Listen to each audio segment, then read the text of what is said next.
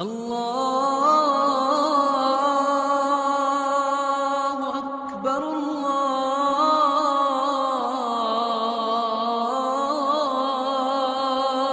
اکبر۔ اپنی نظر میں حیا کا سرما لگا کے رکھو۔ نظر کا حیا بہت بڑا زیور ہے، اور نظر کی آوارگی بہت بڑی آوارگی ہے۔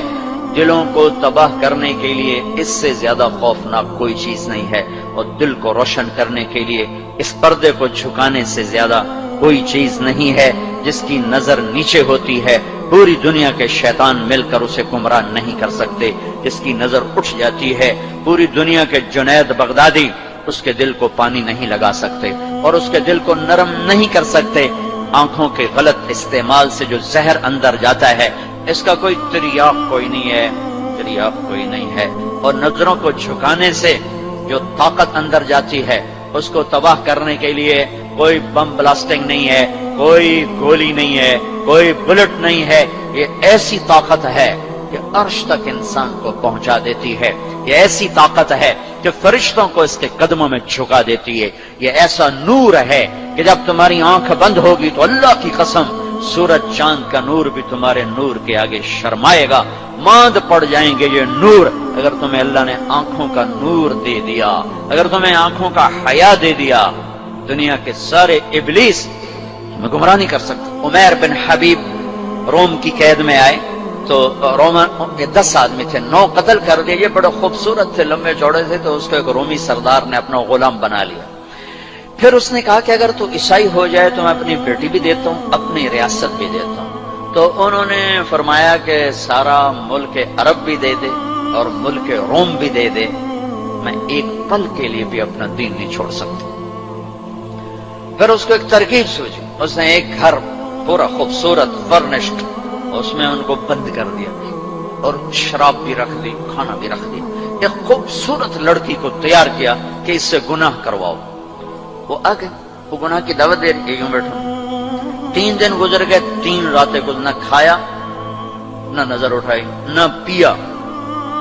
3 دن کے بعد وہ لڑکی کہنے لگی تو کیا بلا ہے؟ نہ تو نے کھایا، نہ تو نے پیا، نہ تیری نظر اٹھی، کون ہے تو؟ کیا ہے تو؟ تمہیں کون روکتا ہے؟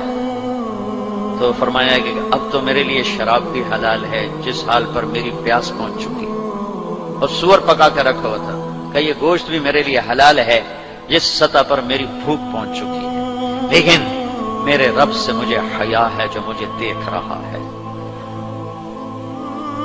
میں یہ کام نہیں کر سکتا لڑکی، 3 دن کی بجائے 30 دن یہاں بیٹھی رہے، میں یہ کام نہیں کر سکتا۔